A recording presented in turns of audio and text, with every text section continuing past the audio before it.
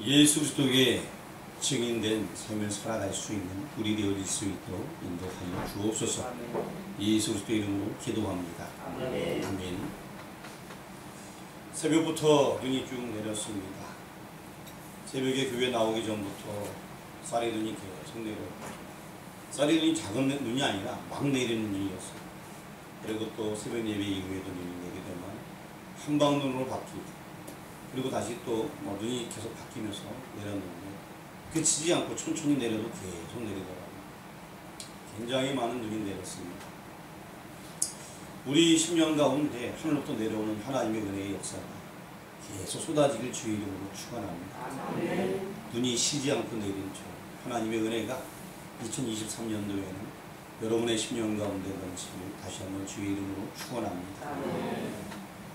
올 한 해 제가 첫 번째 설교를 하면서 섬김의 리더로서 섬김의 모습을 나아가자라는 말씀을 전한 다음에 제가 올 한 해 어떤 말씀을 전해야 될지 아직 정하지 못하고 있었습니다.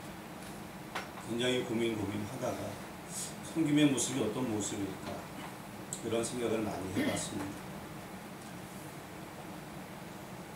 그래서 마태, 마가, 누가 이렇게 쭉 보고, 사도행전을 하려면은 또 우리가 사도행전은 앞부분부터 또 봐야 되는데 여러 가지 고민이 많이 되다가 웬만한 우리가 그 마태, 마가, 누가복음까지 우리가 다 했던 것 같아요. 그래서 이번 연도에는 성령에 대해서 이야기하면서 과연 이 성령 충만한 사람들이 어떻게 섬기며 살아가는지 이것을 봐야 되겠다, 이런 생각들이 갑자기 들었습니다. 그래서 제가 설교를 급하게 정리했는데 58개의 설교가 나오더라고요. 1년에 52주인데 그래서 좀 줄여야 될 것 같아서 이제 다시 정리를 해서 다시 좀 하려고 하는데 아직 완벽하게 준비는 되지 못했고요. 급하게 막 하다 보니까 많이 서투릅니다.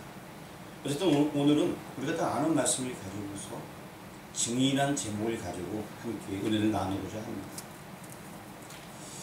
주제는 나는 예수 그리스도의 증인이다 라고 정해보았습니다. 한번 같이 따라하시기 바랍니다. 나는 예수 그리스도의 증인이다. 나는 예수 그리스도의 증인이다. 아멘. 사실 이거 굉장히 중요한 이야기입니다. 그런데 이 용어를 가지고 어디서 써먹은 거예요. 뭐뭐뭐 증인 이래 갖고 써먹으니까 이 용어를 잘 안 쓰게 되는 경우들이 많이 있는데 이거는 굉장히 중요한 용어인 것입니다. 예수 그리스도의 증인이라, 예수님을 보고 경험한 자로서 그것을 말하는 사람을 가리켜서 증인이다 라고 얘기하는 것입니다. 예수님을 믿는다고 하는 사람들 중에서 이 증인된 삶을 살아가지 못하고 복음을 전하지 못하는 사람들이 많이 있습니다. 왜냐? 내가 그 은혜를 경험하지 못했고 그분을 만나지 못했기 때문에 그럴 수도 있고요. 그 은혜를 경험하고 예수님을 만났음에도 불구하고 입이 열려지지 않아서 복음을 증언하지 못하는 사람도 많이 있습니다. 우리 동네에도 하나님의 은혜로 말미암아 저 2004년도 온 이후에 맨 처음에 종이로 제가 만든 그 만화 종이로 가지고서 이렇게 계속해서 1년 동안 돌렸던 기억이 나게 됩니다. 계속 돌렸어요. 계속. 나중에 알고 보니까 글씨를 좀 모르는 분도 있다는 것을 나중에 알게 됩니다. 그러고 나서 그 다음엔 또 마을 잔치도 하게 되고, 그리고 또 푸드뱅크랑 연결을 지어갖고 일주일에 두세 번씩 지체마다 돌아다니면서 계속해서 선물을 나눠주면서 마을 분들하고 가까이 없게 지난 그 세월들이 한 10년 정도 지난 것 같아요. 끊임없이 계속해서. 그러면서 그 맨 처음에 왔을 때 기대는 굉장했습니다. 2, 3년만 있으면 마을이 전체가 다 돌아올 거예요. 그런데 교회에 오시는 분이 물론 계셨습니다. 근데 그 오시는 분들은 그런 어떤 정성과 사랑에 못 이겨서 나와주는 것이지 나와서 예수님 영접하는 사람은 없더라고요. 나와주는 분들 계속 있었어요. 계속 간간히. 나와는 줬지만 예수님 영접하는 거랑 조금 별개의 문제가 있더라고요. 그래서 제가 한동안 한 10년 정도 지나면서 2014년이 되었을 때 그때 아내가 아프기 시작했고 2015년도에는 이제 저희가 또 사택을 짓게 되는 농가주택 시청한 것이 이제 돼갖고 지울 수밖에 없어. 그러면서 교회에서 여러 가지 했던 것들은 아이들 가르치는, 토요일날 가르치는 그런 프로그램이라든가 다른 것도 몇 가지 있었는데 그런 것들을 다 손을 놓게 되었습니다. 그러면서 과연 복음을 전해도 이렇게 전해도 물론 어떤 분들은 운명하시기 전에 예수님 영접한 분도 몇 분 계셨어요. 그래서 그것 때문에 굉장히 기뻐했는데 그런데 과연 이걸 그렇게 투자를 해야 되는가? 엄청나게 이 시골 교회에 많은 그 교회를 조인시켜갖고 열심히 했는데 눈에 보이는 성과가 너무나 없었다는 거예요. 그래서 고민을 많이 했습니다. 그래서 제가 한 해 동안은 2016년도 그쯤 17년쯤 가서는 좀 긴장이 좀 굉장히 긴장되는 부분이 시간이 지난 다음에는 10년 지나고 나서 많이 마음속에 갈등이 있었어요. 어떻게 해야 될까? 어떻게 해야 될까? 아무리 전해도 안 움직이는 이 마음 어떻게 해야 될까? 그때 생각나게 된 게 복음의 나팔은 계속 울려줘야 된다. 그래서 그 나팔 소리를 좀 바깥으로 좀 송출해내자. 그래서 이제 방송을 통해서 한 명이 듣든 두 명이 듣든 상관없이 이제 유튜브에 올리자. 그러면서 맨 처음에 잘 안 올렸어요. 부끄러워서 그냥 어쩌다가 하나 올리고 이렇게 시작된 것이 지금은 계속해서 올리면서 저도 모르는데 어떤 때는 모르는 분이 평창에 있는 분이 저를 보면은 목사님 설교 듣고 교회는 잘 못 갈 때 은혜 갖고 있어. 이런 얘기를 가끔 들어요. 어쩌다 가끔 이제 보는 사람들은 뭐 구독자도 거의 없으니까 구독자 한두 명인데 그 사람이 보는 거예요. 또 때로는 저기 멀리 다른 지역에서 연락이 어떤 데는 올 때가 있어요. 어떻게 전화번호를 알고 이렇게 와서. 근데 구독자 몇 명 없어요. 근데 어쩌다 보는 그런 사람들이 가끔 연락을 주더라고요. 그래서 그래. 듣든지 아니 듣든지 이제는 뭐 우리 마을뿐만 아니라 다른 데도 계속 들을 수 있게끔 복음을 전하는 것이 나의 사명이구나 라고 이렇게 생각을 하면서 나름 위로를 받았습니다. 당장 눈에 보이는 것이 아닐지라도 전도자의 사명은 계속 복음을 전하는 것. 그래서 여러분 우리가 건빵 이렇게 해서 복음 전하는데 그냥 나눠주면 돼요. 그냥 나눠주면 되는 거예요. 건빵 들고 와서 예수님 믿어야 됩니다. 하면서 막 이렇게 주지 말고 그냥 주면 돼요. 건빵이 라벨이 붙어 있잖아요. 그렇죠? 라벨 읽을 거 아닙니까? 물론 안 보는 사람도 있겠죠. 근데 궁금한 사람들 신지프를 보게 됩니다. 거기 안에 복음의 메시지가 다 들어있어요.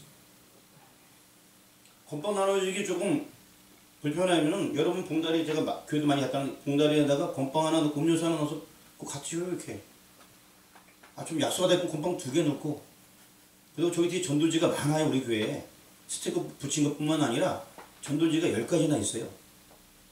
저기 간단하게 되어 있는 게 장수도 엄청나게 많이 있어요. 저기 안에 보면 잔뜩 쌓여 있어요. 그거 쌓아놓고 자랑하려고 있는 게 아니고 나눠주려고 있는 거거든요.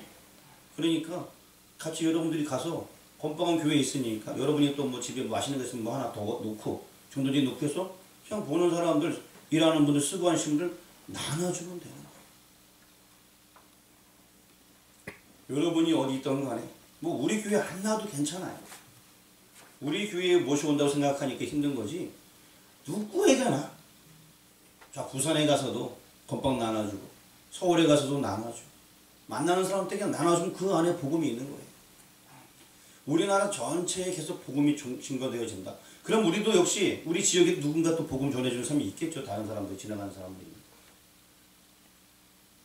그래서 좀 큰 생각을 가지고서 하나님 나라의 어떤 큰 생각을 가지고서 계속 전하는 것. 이 자체가 굉장히 중요하다 생각이 듭니다.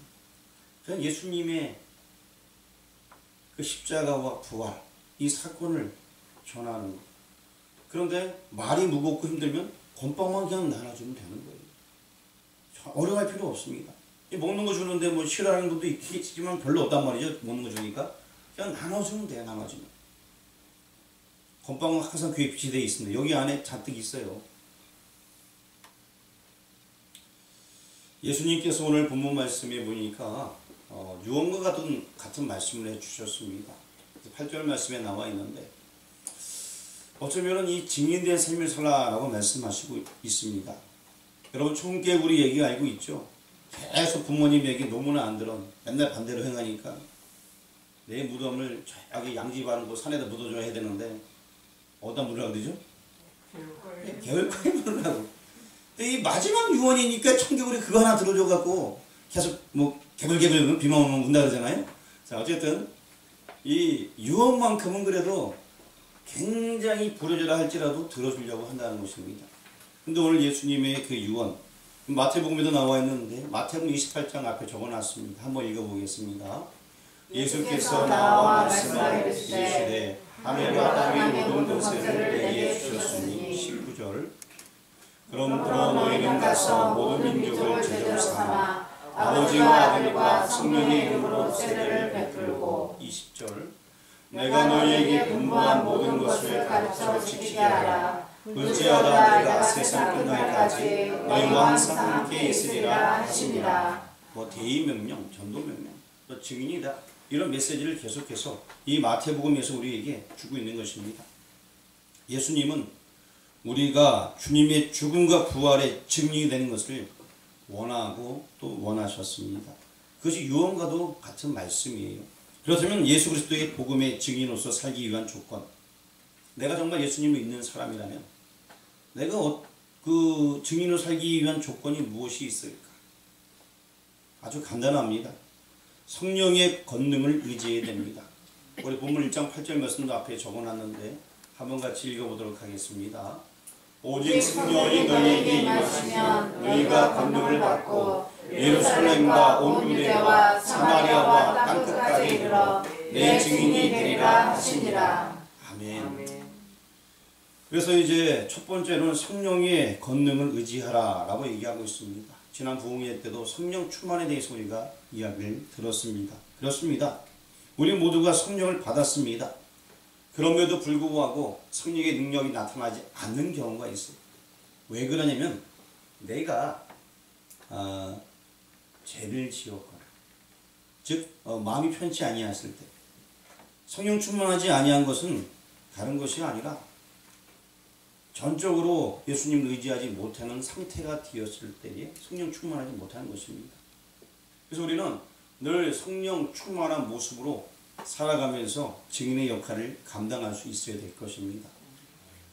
사도행전에 보게 되면은 3장 말씀에 그 베드로에 대한 이야기가 나와 있습니다. 베드로와 요한이 성전 미문에 앉아서 구걸하던 지난 금요일날 구역 예배 때 말씀드린 내용인데, 그때에 구걸하던 그 사람, 좀 한 푼 달라고 하는 그 사람, 한 푼 주시오, 한 푼 주시오, 그 사람을 일으키는 일들이 나와 있습니다. 그러고 나서 그 안전뱅이를 일으킨 다음에 베드로가 말하는 내용인데, 사도행전 3장 12절 말씀 같이 봉독합니다. 베드로가 이것을 보고 백성에게 말하되 이스라엘 사람들아, 이 일을 왜 놀랍게 여기느냐? 우리 개인의 권능과 경건으로 이 사람을 걷게 한 것처럼 왜 우리를 주목하느냐? 이 얘기는 무슨 얘기입니까? 자기들은 그 경건, 권능 이런 게 있는 것이 아니라는 것입니다. 자기에게 이런 권능이 있어 나가는 것이 아니라 이 베드로가 말하는 핵심은 단 한 가지, 예수 이름입니다. 한번 따라 하시길 바랍니다. 예수 이름. 예수 이름. 예수 이름으로 마귀는 떠납니다. 예수 이름으로 나아갈 때에 승리할 수가 있습니다. 사도행전 또 그 3장 16절 말씀 한번 또 읽어보겠습니다. 그 이름을 믿음으로 그 이름이 너희가 보고 아는 이 사람을 성하게 하였나니 예수로 말미암아 난 믿음이 너희 모든 사람 앞에서 이같이 완전히 낫게 하였느니라. 아멘. 여기 보니까 그 이름을 믿음으로, 그 이름이 누구요? 그 이름을 믿음으로 그 이름이 너희가 보고 아는 이 사람을 성하게 하였나니, 결국 예수 이름으로 지금 안전뱅이가 낫게 되었다는 것입니다. 그리고 또 이어서 예수로 말미암아 난 믿음이, 이렇게 말씀하고 있습니다. 예수 그리스도로 말미암아 난 믿음, 전적으로 예수님을 믿는 그 믿음, 그 믿음이 너희 모든 사람 앞에서 이같이 완전히 낫게 하였느니라. 지난 금요일도 말씀드렸지만 안전뱅이가 일어났다, 이런 소식 저는 들어본 적이 없습니다. 성경에서 나와 있는 이야기, 혹은 조영기 목사님이 일으켰다는 이야기, 또 우리나라의 또 김익두 목사님이 일으켰다는 이야기, 하지만 의사들이 이걸 일으켰다는 얘기는 못 들어봤어요. 예수 이름으로 나아갈 때에 하나님의 놀라운 역사하심이 있게 되는 것입니다. 예수 이름으로 나아갈 때에 기적이 나타나게 되는 것입니다. 그래서 완전히 낫게 했다는 것은 어떤 의술을 통해서 좀 이렇게 겨우 일어났다 이런 개념이 아니라 완벽하게 성경 말씀을 뛰고 춤추고 찬양한다는 용어가 나와 있습니다. 멀쩡하게 아주 건강하게 일어났다는 것입니다. 성령 충만이라는 것은 다른 것이 아니라 예수 이름을 의지할 때에 성령 충만의 역사가 나타나게 되는 것입니다. 여러분 얼마나 예수 그리스도의 이름을 의지하고 있습니까? 그 이름을 의지할 때에 성령 충만하여서 예수 그리스도의 증인이 되게 되는 것입니다. 여기 나와 있는 사도행전의 이야기도 베드로와 요한이 성령 충만하여서 이 일을 행할 때에 예수 그리스도를 담대하게 증거할 수 있는 그런 일들이 생기게 되었습니다. 다른 것이 아닙니다. 예수 이름, 그 이름을 절대적으로 믿을 때에 성령 충만의 역사가 나타나게 되는 것입니다. 예수 그리스도의 복음의 증인으로 살기 위한 두 번째 조건은 경험적인 신앙이 있어야 될 것입니다. 한번 따라 하시기 바랍니다. 경험적인 신앙. 경험적인 신앙. 첫 번째는 뭐라 그랬어요? 성령의 권능을 의지하라. 예, 성령의 권능. 그냥 성령의 능력. 간단하게 하기. 두 번째 뭐라고요? 경험적인 신앙. 다시 크게 시작. 경험적인 신앙. 잘 모르면 그냥 경험 이러면 돼요. 자, 경험. 자, 우리가 신앙적인 경험이 좀 필요합니다. 요한 1서 1장에 보게 되면은 이런 말씀이 같이 읽어보겠습니다. 태초부터 있는 생명의 말씀에 관하여는 우리가 들은 바요, 눈으로 본 바요, 자세히 보고 우리의 손으로 만진 바라. 자, 태초부터 있는 생명의 말씀에 이거는 뭐 하나님이라는 그 표현인데 우리가 들은 바요, 눈으로 본 바요, 자세히 보고 우리의 손으로 만진 바라. 그 하나님을 우리가 눈으로 보고 만졌다. 그리고 예수님이 이 땅에 오셔서 하나님이 그분을 우리가 경험했다. 이러한 이야기가 요한 1서에 기록이 되어 있어요. 요한 1서를 누가 썼어요? 예, 요한이 썼어요. 제자 요한이 썼으니까 직접 그런 경험했잖아요. 그런 게 이렇게 쓸 수 있는 거예요. 자기가 경험한 예수를 그래서 증거하는 거예요. 자기가 만난 예수님을 증거할 수 있는 것입니다. 그러나 우리는 예수님을 눈으로 직접 보고 만났다. 참 애매하잖아, 그쵸? 그쵸? 애매하죠? 근데 여러분, 그 예수님을 만나고 경험해요, 안 해요? 직접 보고 만지지는 않았지만, 그래도 우리도 경험해요. 나를 오르만도 주시는 주님, 찬양할 때에 나를 위로해 주시는 주님, 기도할 때에 응답해 주시는 주님, 그분 우리가 만난단 말입니다. 그러면 어떤 삶의 간증이 있어야 되는 것이, 그래야지만 또 증인이 될 수가 있습니다. 신앙생활을 오래도록 했는데 하나님께서 나를 한 번도 안 만져주셨다. 내가 그 은혜를 한 번도 경험 못했다. 이건 좀 생각해 봐야 되는 거예요. 그렇지 않습니까? 저는 아무것도 모르는 시절 때 어렸을 때 하나님 은혜를 경험한 적이 있어요. 물론 어머님 따라 교회 가기도 했지만 그냥 제 병이 고쳐지는 것을 직접 경험했기 때문에 두 다리를 잘 못 썼지만 다리가 멀쩡하게 사용되어지고 나중에 학교 들어가서는 중학교 때는 달리기를 가장 잘했어요. 아니 전국에서 말고 학교에서. 오해하지 마시고요. 그 학교에서 우리 반에서 가장 잘했어요. 자, 못 쓰는 다리가 건강해져서 아주 그냥 단단하게 되어졌습니다. 제가 경험한 은혜예요. 그런데 중학교 때 제가 얼마나 신앙생활을 잘했으면 좋겠어요. 그 은혜를 경험하고 나서 초등학교 때 이미 경험하고 중학교 때는 아주 단단해졌는데 그 힘을 받아서 뭐 했는 줄 알아요? 중학교 2학년 때는 가장 많이 싸움 박질을 했어요. 일주일에 한 3번씩 싸웠던 것 같아요. 엄청나게 막 싸웠어요. 매주 싸운 건 아니고요. 이렇게 한 3번 정도씩 싸우는 그 기간이 어느 정도 지나고 나니까 더 이상 아무도 안 덤비더라고요. 그런 시절이 있었어요. 그러고 나서는 이제 싸움은 그때까지가 마지막이었던 것 같아요. 그다음부터는 싸우진 않고 그냥 뭐 이렇게 실수를 하죠. 그다음부터는. 그래서 이제 저는 고등학교 때 실수를 좀 해서 저희 부모님들이 저희 어머님 상대방 부모님 무릎 꿇고 비는 것까지 봤어요. 그러면서 야, 이렇게 살아서는 안 되겠구나. 사실 다리 고쳐주신 분이 하나님이신데 그 힘 가지고서 딴 일을 막 하는, 딴 일을, 나쁜 일만 했던 거예요. 그런데 그때 이 청소년 시기에는 마음은 정말 하나님 뜻대로 살아야지 이렇게 생각하는데 몸이 안 가더라고, 몸이요. 그런 세월을 보내면서 그냥 시간만 보내다가 청년 때에 이르러서 나를 다시금 어루만져 주시는 예수님을 철저하게 경험하게 됩니다. 그러고 나니까 삶이 바뀌어지게 되는 거예요. 사람들이 놀라요. 제가 영문이야? 사람들이 놀라는 거예요. 제가 영문이래? 우와! 저를 보는 사람들이 시선이 그래 정말이야? 에이 설마 아닐 거야. 내 삶 속에서 달라진 것이 나타나게 되는 것입니다.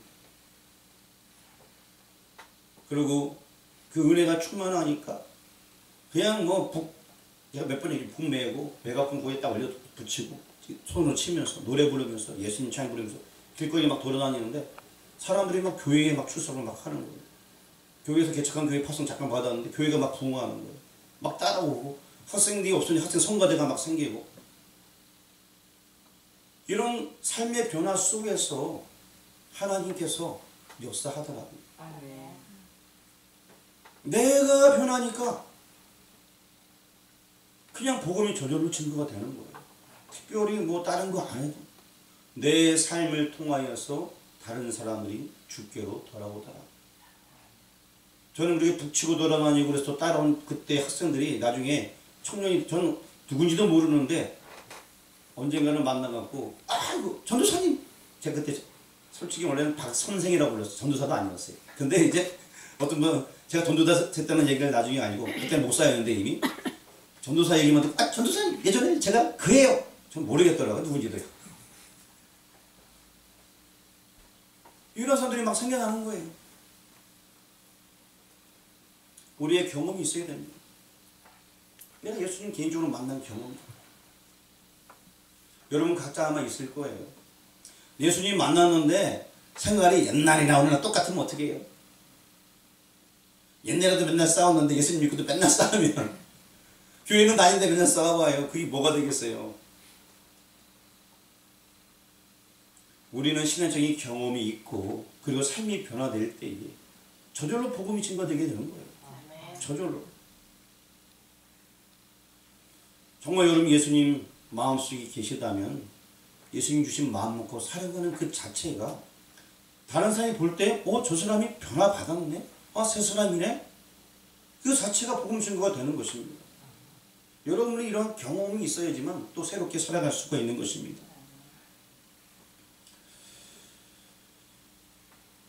예수님 만난다. 참 우리 인생 가운데 굉장히 중요한 것입니다. 제가 고등학교 때 공부 되게 못했잖아요. 예수님 만나고요. 학부에 입학금은 다른 사람이 내주고 나머지 모든 부분은 다 장학생으로 졸업했어요. 저도 왜 그렇게 했는지 몰라요. 맨날 저는 공부 별로 안 했어요. 불려다녔어요. 교회마다 집회 불려다녔는데 근데 시험 보면은 장학생. 왜 그런지 몰라요. 하나님께서 함께 하시니까 그냥 되네, 그냥. 저는 그렇게까지 해본 적이 단 한 번도 없었어요. 머리가 워낙 나빠갖고 배꼽지 하던 사람이 예수님 만나는 경험하니까 인생이 바뀌더라고요. 예수 그리스도의 복음으로 증인으로 살기 위해서 세 번째 조건은요. 따라하시길 바랍니다. 고난도 각오한다. 복음을 위해 고난 받기를 각오해야 됩니다. 예수님 전하는데 때로는 고난이 있어요. 그래서 이제 이 증인이라는 용어 헬라어는 말투스라고 하는데 거기에는 그 순교라는 의미가 함께 있습니다. 다시 말씀드리면 피를 흘린다라는 그런 의미가 같이 포함되어져 있는 용어예요. 증인이라는 그 자체는 이 말투스 자체는 내가 예수님 전하면서 피를 흘리고 또 순교의 각오까지 되어 있다. 이 뜻을 내포하고 있는 거예요. 증인된다니까 우리가 당연히 예수님 전한다. 여기서만 이렇게 끝나는 것이 아니라 고난도 내가 감수하겠다. 그런 의미가 포함되어 있습니다. 오늘날의 그리스도인들 보게 되면 이렇게 말합니다. 고난은 싫어요. 오늘날의 그리스도인들은 귀찮은 거 싫어합니다. 오늘날의 그리스도인들 영광의 자리만 좋아합니다. 오늘날의 그리스도인들 봉사 싫어합니다. 오늘날의 그리스도인들 섬기는 거 싫어합니다.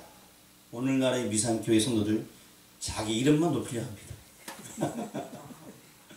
저 얘기 같기도 하고요. 제가 이거 쓰면서도 찔리더라고요. 내 모습은 아니고.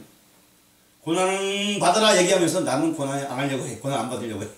여러분 고난을 감수하십시오 않고 저는 도망가려고 해요. 그냥 편안한 데 있으려고 하고 봉사는 하는 게도 안 하고 싶어 하고 뭐 여러분이나 정말 똑같은 것 같아요. 그렇죠? 뭐 목사라고 별다르지 않습니다. 저도 고난 여러분 고난 받아야 됩니다 라고 얘기하면서 고난은 피하고 싶어 도망가고 싶어 봉사해야 됩니다. 근데 왜 이렇게 봉사하기 싫은지요? 좀 쉬고 싶어요. 섬겨야 됩니다 하는데 섬기는 거 싫어요. 아 목이 고다갖고 섬기기 싫고. 그렇지만 그 모든 것들을 감당해야 된다는 것입니다. 디모데후서 1장 7절 말씀 앞에 적어놨습니다. 같이 한번 묵독합니다.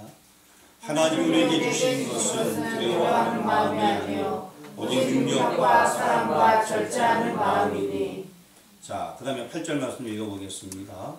그러므로 너는 내가 우리 주를 증언함과 또는 주를 위하여 갇힌 자 된 나를 부끄러워하지 말고 오직 하나님의 능력을 따라 복음과 함께 고난을 받으라. 맨 끝에 뭘 받으라고요? 고난을 받으라. 네, 복음과 함께 고난을 받으라. 복음 전하다 보면요 당연히 고난 따르게 돼 있어요. 왜 안 따르겠어요?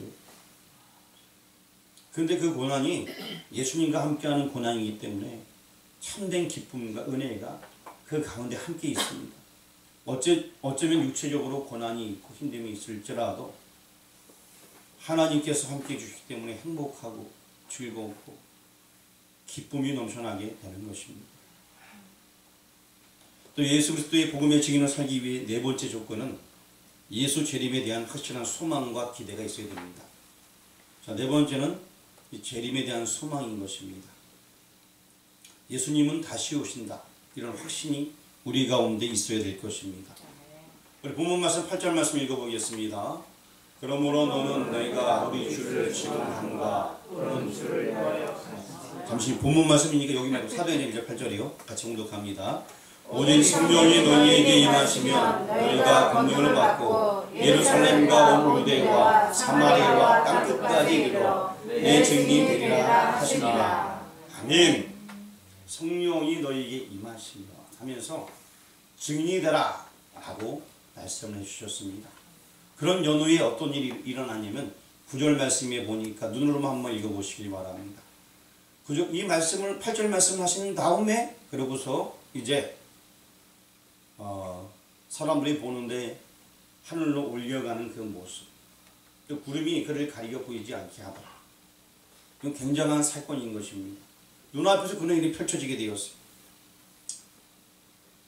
예수님께서 부활하심으로 말미암아 우리가 부활할 수 있다.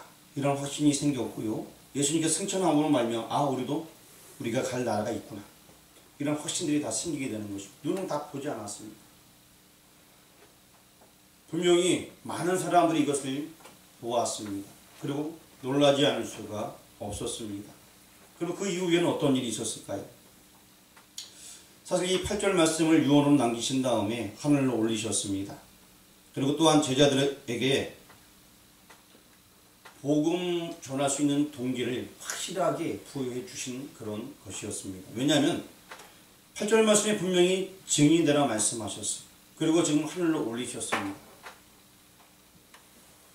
그리고 이 하늘로 올리신 그 예수님은 다시 온다 라는 이 말을 천사들이 나타나서 하게 됩니다. 그러니까 많은 사람들은 이제 아하! 주님께서는 부활하셨고 승천하셨고 다시 오시는구나. 확신이 쓰게 되는 것입니다. 재림신앙이 생기게 되는 거예요. 그러니까 이제 내가 주님 다시 오실 텐데 힘있게 주의 사역을 감당해야겠다라는 생각이 들어서 열심으로 초대교회 성도들이 주의 사명을 감당하게 되는 것입니다. 나중에 성령 충만하여져서 정말 그들이 하나님의 은혜 가운데 쓰임받게 되는 모습들이 기록으로 남아 있습니다. 우리 10절 말씀도 한번 읽어보겠습니다. 10절 올라가실 때에 제자들이 자세히 하늘을 쳐다보고 있는데 흰옷 입은 두 사람이 그들 곁에 서서 11절 이르되 갈릴리 사람들아 어찌하여 서서 하늘을 쳐다보느냐